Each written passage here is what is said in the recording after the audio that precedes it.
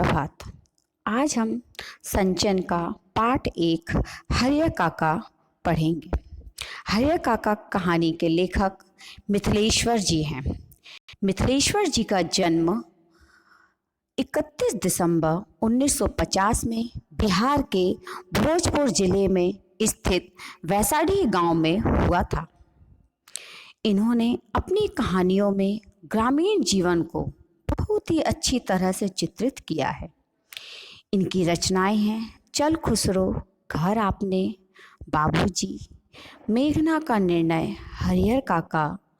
उपन्यास हैं युद्ध स्थल, प्रेम न बाड़ी उपजे तथा अंत नहीं आदि।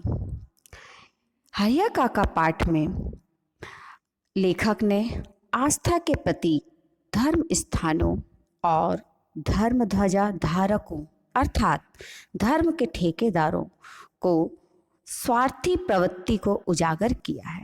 यह कहानी पारिवारिक संबंधों में भ्रातृत्व भाव अर्थात भेदभाव को कुचलती दिखाई देती है। साथ ही स्वार्थ लोलुपता तथा धर्म की आड़ में फलने फूलने वाले कुकर्म तथा हिंसा वृत्ति जैसे स्वार्थ सत्य को भी उजागर करती।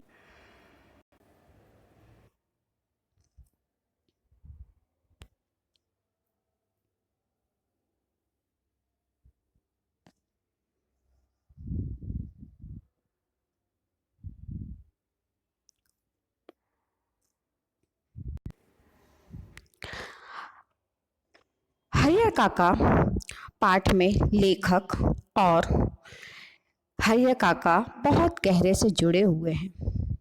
उनके गहराई से जुड़ने के कारण हैं 2।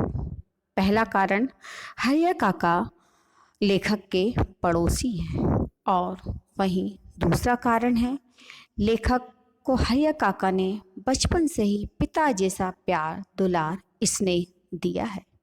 यही कारण है कि लेखक बचपन से लेकर किशोरावस्था तक, यौवनावस्था तक हरिहर काका से बहुत गहराई से जुड़ा हुआ है। हरिहर काका कहानी को समझने के लिए हम इस कहानी को 2 भागों में बांटेंगे। पहला है हरिहर काका का पारिवारिक जीवन और वहीं दूसरा भाग है गांव की ठाकुरबाड़ी और ग्रामीण जीवन।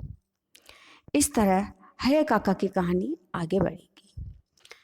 हरिहर काका का पारिवारिक जीवन में उनके अलावा उनके 4 भाई और उनकी पत्नियां तथा बच्चे हैं।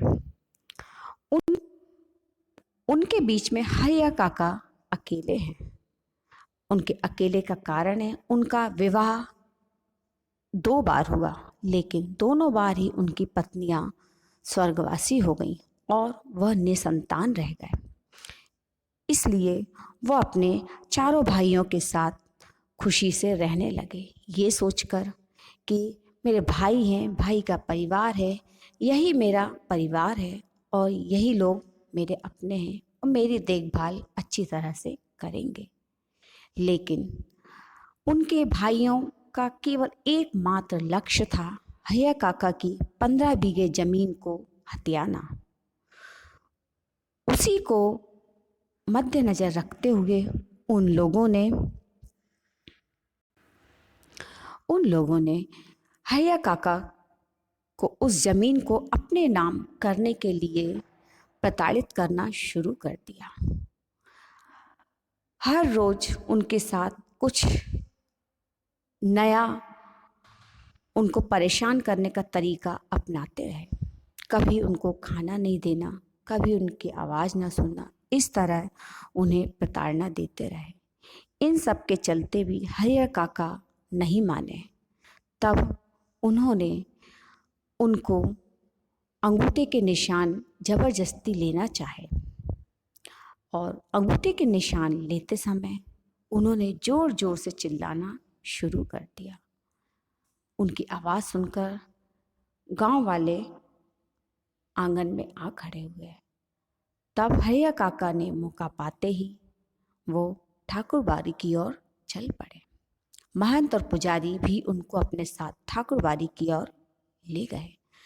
ठाकुरबाड़ी में ले जाकर उनकी बहुत आवभगत की, लेकिन उस ठाकुरबाड़ी में भी आवभगत करने का एकमात्र कारण था हरिया काका की जमीन हथियाना। साधु महंत भी केवल उनकी जमीन को हथियाने की कोशिश कर रहे थे। पहले तो हरिया काका की अच्छी तरह से देखभाल की, फिर उनको ठाकुरबाड़ी के नाम जमीन करने के लिए बल देने लगे। उस बल से काम नहीं चला तो साधु महंत ने भी वही तरीका अपनाया जो तरीका हरिया काका के भाइयों ने अपनाया था। उन्होंने भी, महंत और पुजारी ने हरिया काका के साथ वही बर्ताव किया। उनके अंगूठे के निशान लेने के लिए उन्होंने उन्हें एक कमरे में बंद कर दिया और जबरदस्ती अंगूठे के निशान लेकर उन्हें रस्सी से बांधकर वहीं छोड़कर चले गए। और इस तरह से उनके साथ दोनों ही गांव वालों ने और उनके भाइयों ने एक सा बर्ताव किया। इस तरह से उनके साथ बुरा बर्ताव हुआ तो हरिया काका की चिंता ना परिवार को है और ना ही ठाकुरबाड़ी के मठाधीशों को। दोनों का एकमात्र लक्ष्य था केवल उनकी जमीन हथियाना। इसलिए दोनों ही उनकी देखभाल करना चाहते थे। लेकिन हरिहर काका ये सारी बातें अच्छी तरह से सच्चाई का ज्ञान जान चुके थे, अर्थात उनको इस सच्चाई का ज्ञान हो चुका था। इस जमीन को किसी के भी नाम नहीं करना है। जब तक ये जमीन है तब तक मेरा जीवन है। इसलिए उन्होंने ये निर्णय लिया कि इस जमीन को अब मैं किसी के नाम नहीं करूँगा। इस प्रकार कहा जा सकता है कि हरिया काका की चिंता ना परिवार को है ना और ना ही ठाकुरबाड़ी के मठाधीशों को। किसी भी तरह से हरिया काका की जमीन हथियाना चाहते हैं ये दोनों ही लोग। इसलिए पारिवारिक लोग और ठाकुरबाड़ी के मठाधीशों ने हरिया काका की जमीन हथियाने की बहुत कोशिशें की। यह कहानी पारिवारिक संबंधों में भ्रातृत्व को कुचलती, बेदखल करती दिखाई देती है। साथ ही स्वार्थ, लोलुपता तथा धर्म की आड़ में फलने फूलने वाले कुकर्म तथा हिंसा वृत्ति को बेपर्दा करती है। यह कहानी आज के ग्रामीण जीवन की ही नहीं बल्कि शहरी जीवन की भी यथार्थता को उजागर करती है। इस प्रकार मैंने इस कहानी का केवल आपको सारांश मात्र ही सुनाया है। धन्यवाद।